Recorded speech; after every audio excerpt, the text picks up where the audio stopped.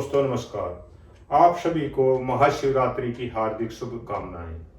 आज हम सबसे प्राचीन सभ्यता भगवान भोलेनाथ द्वारा रचित सभ्यता के बारे में विचार करने जा रहे हैं।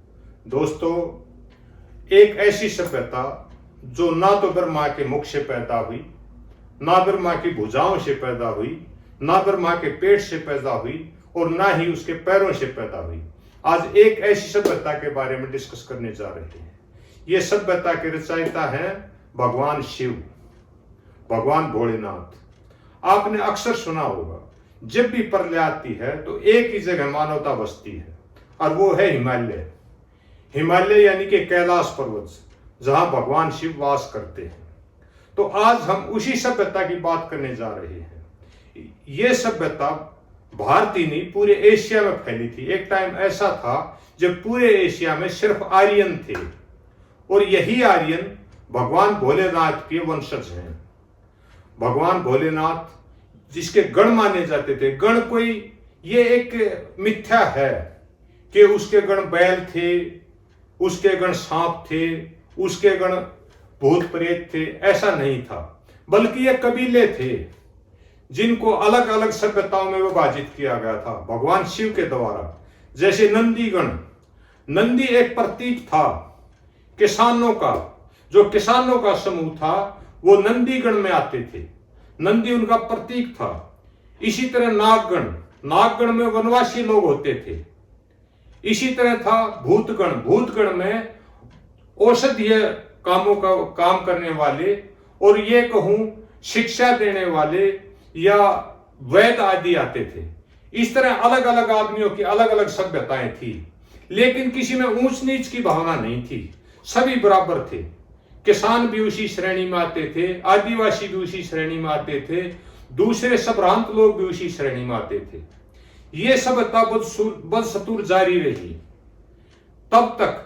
द्वापर युग में, त्रेता युग में, भगवान राम के टाइम में भी यही सभ्यता थी और भगवान श्री कृष्ण के टाइम में भी यही सभ्यता थी।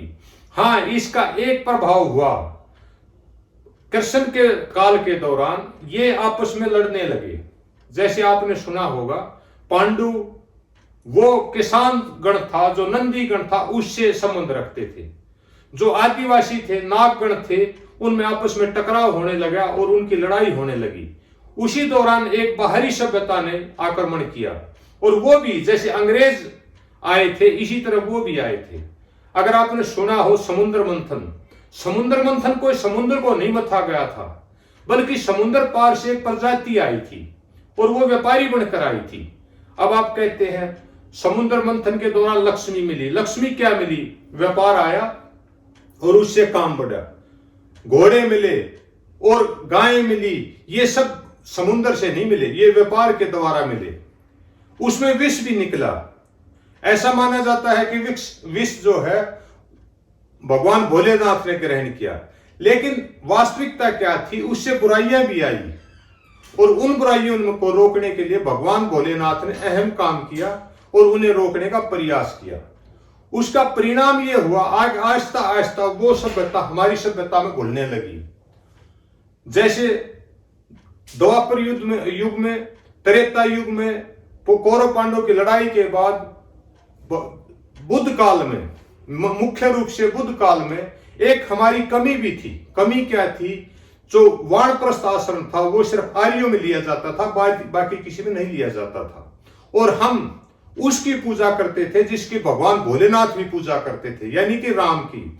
आपने अक्सर देखा होगा भगवान भोलेनाथ समाधि में रहते थे। वो समाधि किसकी लगाते थे?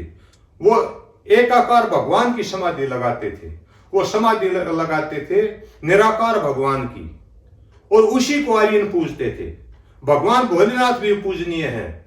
इसका वर्णन इस प्रकार भी दिया जा सकता है कि आज भी हम अपने पूर्वजों को पूजते हैं।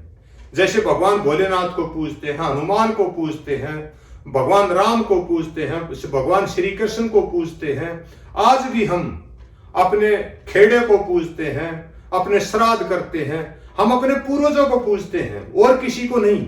लेकिन जो बाहरी सभ्यता आई थी वो कुरूप किस्म की थी। उन्होंने अपना प्रभाव डालना शुरू किया और उन्होंने एक नया शगुफा छोड़ा कि जातियां प्रकट हुई ब्रह्मा के मुख से। ब्रह्मा के मुख से पैदा हुए ब्राह्मण, भुजाओं से पैदा हुए क्षत्रिय, पेट से पैदा हुए वैश्य और टांगों से पैदा हुए शूद्र, जबकि ऐसा कभी नहीं होता। उन्होंने हमें को बांटने का काम किया, भगवान भोलेनाथ द्वारा रचित सभ्यता को बांटने का काम किया और एक मिथ्या प्रचार किया कि ऐसे ऐसे जातियां प्रकट हुई।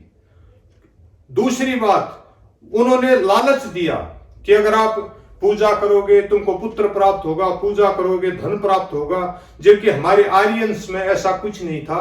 हम सिर्फ पर्यावरण से जुड़े रहने के लिए, पर्यावरण की सफाई के लिए और पर्यावरण पर भी ध्यान देने के लिए बात करते थे। लेकिन हमारे कुछ लालची आदमी उनके प्रभाव में आ गए और उसका परिणाम ये हुआ, आहिस्ता आहिस्ता आर्यन कमजोर होते गए और वो विदेश से आई शक्ति वो हावी होती गई और हमारी पूरी संस्कृति का विनाश के कगार पर आ गई। दोस्तों, इस तरह आर्यन प्रजाति का अंत होना शुरू हुआ। आर्यन प्रचार खत्म हो गए और वो विदेशी जाति, उसके प्रचारक बढ़ते गए, उसका प्रभाव बढ़ता गया। हमारा जो क्रेज था उसका एक खत्म होने का कारण ये भी था कि 65 साल के बाद वानप्रस्थ को चले जाते थे। अगर आप देखोगे, महाराजा अशोक या चंद्रगुप्त मौर्य, कोई भी हो, वो एक टाइम के साथ वानप्रस्थ में चले गए। उसका परिणाम ये हुआ, जो कि अगड़ी जाति थी, अगड़ी मैं इसलिए कहूंगा कि उनका प्रभाव ज्यादा था, जो किसान जाति थी, जैसे जाट थे, यादव थे, अहीर थे, या यूं कहें गुज्जर थे, इन्होंने आपस में लड़ना शुरू कर दिया और इनके प्रचारक खत्म होते चले गए। फिर टाइम आया, एक प्रॉफेट मोहम्मद ने अपना धर्म शुरू किया, इस्लाम धर्म। कुछ हमारे आर्यंस उससे प्रभावित होकर उधर चले गए।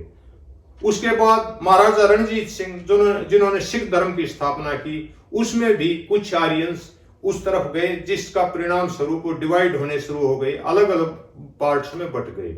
उसी दौरान स्वामी दयानंद सरस्वती यहां आए और उन्होंने आर्य समाज की आड़ में सनातन धर्म का प्रचार किया। एक कॉकटेल तैयार किया जिसमें 60% सनातन धर्म था और 40% आर्यंस था। वो कॉकटेल जनता के सामने पेश किया और उसका परिणाम ये रहा कि इस नॉर्थ भारत के जितने भी जाट या गुज्जर या यादव, वो आर्य समाजी बन गए और वो सरदार बनने से रोक दिए गए। आहिस्ता आहिस्ता वो कॉकटेल उसने काम किया। जब मनुवादियों ने या यूं कहूं सनातनियों ने यह देखा कि स्वामी दयानंद का काम खत्म हो गया, तो उन्होंने हत्या कर दी उसकी, कहीं ऐसा ना हो दूसरे सनातनी भी आर्य समाजी बन जाएं और सनातन का नुकसान हो।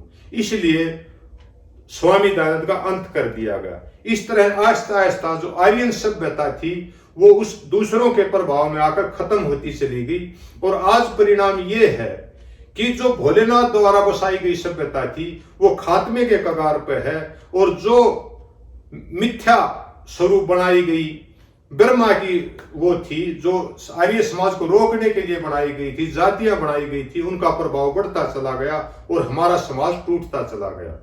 आज जरूरत है भगवान भोलेनाथ द्वारा रचित सृष्टि को दोबारा एक करने की, ताकि जो विदेश से आई सभ्यता थी जिसमें कुरीतियां हैं, जाति की, आपस में विरोध की, उसको अंत किया जा सके और दोबारा भाईचारे को एक किया जा सके। आइए हम सब मिलकर अपने पूज्य देव भगवान भोलेनाथ का आशीर्वाद लें, उनके बताए हुए मार्ग पर चलें और एक बार फिर प्रयास करें कि उसी सभ्यता को जीवित किया जाए। कुछ लोगों ने ये कहे उसको कमजोर करने के लिए या ये भी कहते हैं कि उसको बदनाम करने के लिए भगवान भोलेनाथ की ऐसी इमेज गढ़ी कि वो भांग पीते हैं, धतूरा पीते हैं, शमशान में रहते हैं। शमशान में रहते हैं, क्या कोई योगी तपस्वी शमशान में रहेगा? ये ऐसा क्रांतिकारी जिसने एक सभ्यता को जन्म दिया और आज भी उसकी सभ्यता जारी है, वो शमशान में नहीं, वो त्याग की मूर्ति है। उनका आदर सम्मान करें और उनके बताए रास्ते पर चलें। जय भारत, जय हिंद।